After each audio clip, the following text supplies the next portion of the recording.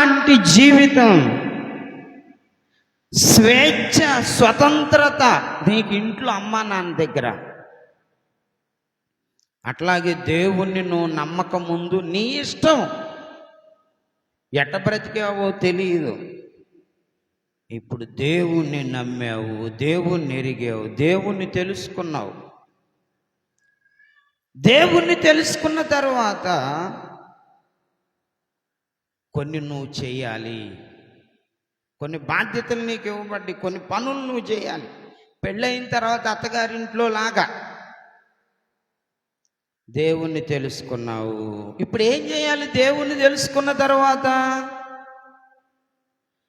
తెలుసుకోక ముందు ఉన్నట్టుంటానికి వీలు లేదు. దేవుణ్ణి మహిమపరచాలి,